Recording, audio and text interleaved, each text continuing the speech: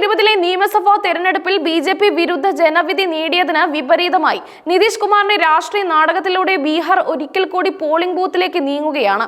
2022 ഓഗസ്റ്റിൽ മതേതര സഖ്യം വിട്ട നിതീഷ് കുമാർ ബിജെപിയുമായി ചേർന്ന് വീണ്ടും മുഖ്യമന്ത്രി ആയതോടെ സംസ്ഥാന രാഷ്ട്രീയം അക്ഷരാർത്ഥത്തിൽ ഒരു രാഷ്ട്രീയ നാടകത്തിന് സാക്ഷ്യം വഹിച്ചു. വരാനിരിക്കുന്ന നിയമസഭാ തെരഞ്ഞെടുപ്പിൽ നിതീഷിന്റെ ഈ രാഷ്ട്രീയ ചാഞ്ചാട്ടം തന്നെയാണ് ഏറ്റവും കൂടുതൽ ചർച്ചയാകുന്നത്. 2020 കോൺഗ്രസ്, JDU, RJD എന്നീ പാർട്ടികൾ ഒന്നിച്ചു നിന്നപ്പോൾ വിശാല മതേതര സഖ്യം വൻ ഭൂരിപക്ഷത്തോടെയാണ് ബീഹാറിൽ വിജയിച്ചത്. എന്നാൽ ഈ ജനവികാരത്തിന് വിരുദ്ധമായി 2022 സഖ്യം വിട്ട് ജനതാദൾ നേതാവായ നിതീഷ് കുമാർ BJPയുടെ സഹായത്തോടെ വീണ്ടും അധികാരം ഉറപ്പിക്കുകയായിരുന്നു. നിതീഷിന്റെ ഈ U-turn ബീഹാറിന്റെ രാഷ്ട്രീയ ഭൂപടത്തെ മാറ്റിമറിച്ചു. നവംബർ 6, 11 തീയതികളിൽ 2 ഘട്ടങ്ങളായി നടക്കുന്ന നിയമസഭാ തെരഞ്ഞെടുപ്പ് നിതീഷ് കുമാർ എന്ന വ്യക്തിയെക്കുറിച്ചും അദ്ദേഹത്തിന്റെ നിലപാടുകളെ കുറിച്ചുമുള്ള ഒരു ജന അഭിപ്രായം വോട്ടെടുപ്പായിരിക്കും. 9 തവണ ബീഹാർ മുഖ്യമന്ത്രി പദവിയിലിരുന്ന നിതീഷ് കുമാർ സംസ്ഥാനത്ത് ഏറ്റവും നീണ്ടകാലം മുഖ്യമന്ത്രി കസേരയിലിരുന്ന വ്യക്തി കൂടിയാണ്. നിതീഷ് കുമാർ ഒരു അടിമുടി വൈരുദ്ധ്യം നിറഞ്ഞ കഥാപാത്രമാണ്.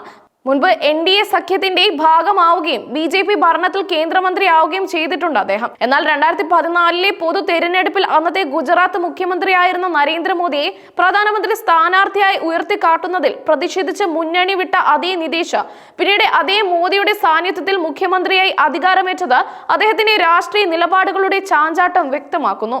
ഈ തെരഞ്ഞെടുപ്പിൽ NDAയുടെ പ്രചാരണത്തിന്റെ മുഖ്യ ഘടകം നിതീഷിന്റെ വ്യക്തി പ്രഭാവമാണ്.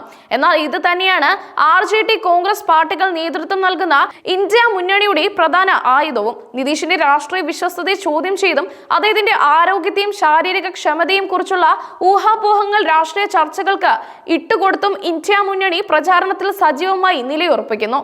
മുഖ്യമന്ത്രി സ്ഥാനത്തേക്ക് പ്രധാനമായും ഏറ്റുമുട്ടുന്നത് നിതീഷ് കുമാറും മുൻ ഉപമുഖ്യമന്ത്രിയും RJD നേതാവുമായ തേജസ്വി യാദവുമാണ്. എങ്കിലും ബീഹാറിൽ ശക്തമായ സ്വാധീനം ചെലുത്തുന്ന ചെറുതും വലുതുമായ പാർട്ടികളും വ്യക്തികളും മത്സര രംഗത്തുണ്ട്. ഇന്ത്യ മുന്നണി പ്രധാനമായും പ്രതീക്ഷ അർപ്പിക്കുന്നത് പിന്നോക്ക ന്യൂനപക്ഷ വോട്ടുകളിലാണ്. ബീഹാറിൽ ഏറ്റവും അധികം സ്വാധീനം ചെലുത്തുന്ന സമുദായങ്ങൾ മുസ്ലിങ്ങളും പിന്നോക്ക വിഭാഗങ്ങളുമാണ്.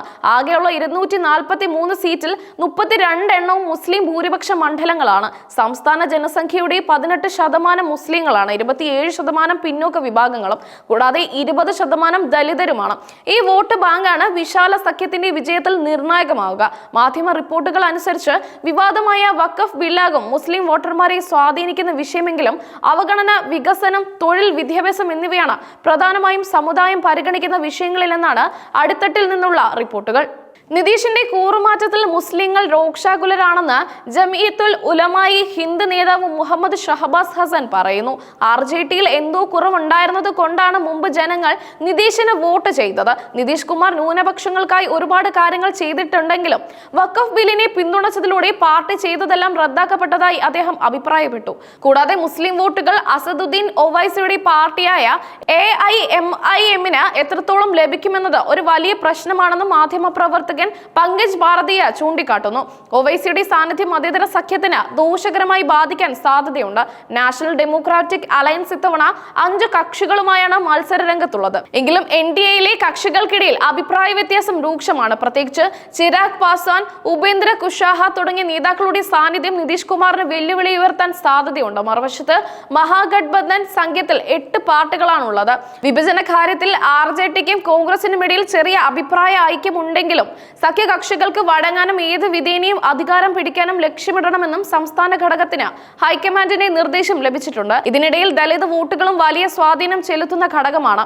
NDA സഖ്യത്തിൽ ജിതൻ റാം മാഞ്ചിയുടെയും ചിരാഗ് പാസ്വാന്റെയും സാന്നിധ്യം ദലിത് വോട്ടുകളിൽ ഒരു സ്വാധീനമുണ്ടാക്കാൻ ശ്രമിക്കുന്നു. എന്നാൽ ദലിത് വിഭാഗങ്ങൾക്കിടയിൽ CPI ഉൾപ്പെടെയുള്ള പാർട്ടികൾക്ക് ശക്തമായ അടിത്തറയുണ്ട്. ബീഹാർ രാഷ്ട്രീയത്തിൽ പതിറ്റാണ്ടുകളായി കാണുന്ന ജാതി സമുദായ സമവാക്യങ്ങൾ ഈ തെരഞ്ഞെടുപ്പിലും നിർണായകമാകും. പിന്നോക്ക വിഭാഗങ്ങൾ, യാദവർ, കുർമി തുടങ്ങിയ സമുദായങ്ങളുടെ വോട്ടുകൾ തേജസ്വി യാദവിനും മറ്റ് പിന്നോക്ക നേതാക്കൾക്കും വലിയ സ്വാധീനം ചെലുത്തും. നിതീഷ് കുമാറിന്റെ കൂറുമാറ്റമുണ്ടാക്കിയ രാഷ്ട്രീയ അനിശ്ചിതത്വം ജനങ്ങളെ എങ്ങനെ സ്വാധീനിക്കുമെന്നാണ് ഈ തെരഞ്ഞെടുപ്പിലെ ഏറ്റവും പ്രധാനപ്പെട്ട ചോദ്യം.